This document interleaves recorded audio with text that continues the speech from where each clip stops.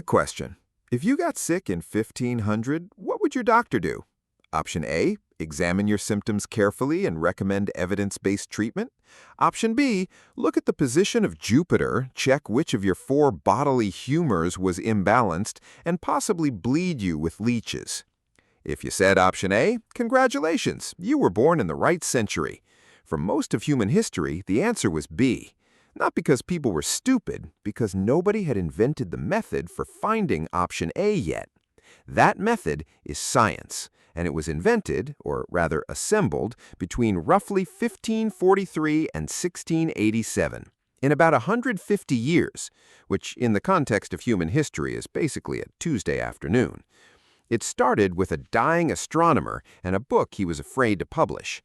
Nicholas Copernicus had spent decades calculating the movement of planets, and the numbers kept saying something inconvenient.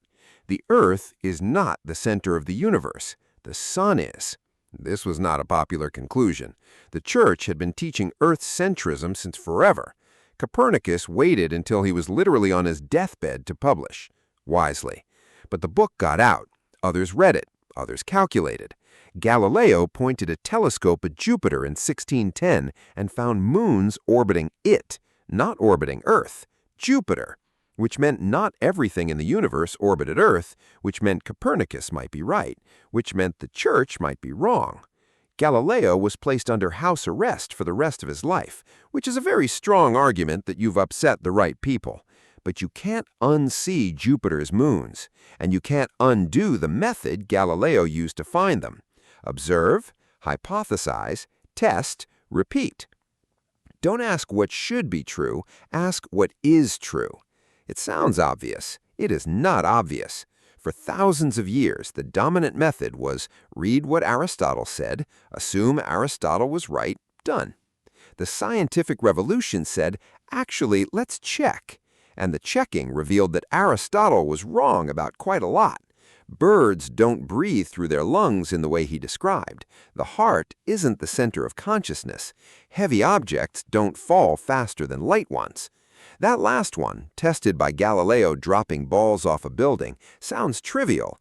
It dismantled 2,000 years of assumed physics. Then came Newton. Isaac Newton, famously motivated by a falling apple, possibly, published his Principia Mathematica in 1687.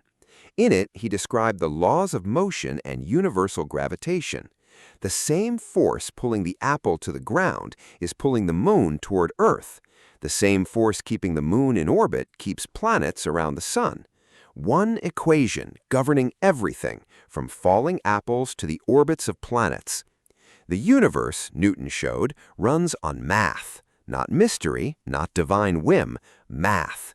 Consistent, predictable, testable math. And if the universe runs on math, then humans can understand it, predict it, eventually use it. The steam engine, the vaccine, the airplane, the computer in your pocket, all of them are downstream of a dying Polish astronomer who was too nervous to publish his own book. Science didn't discover the universe. Science invented the method for discovering the universe, and that method, once invented, could not be stopped.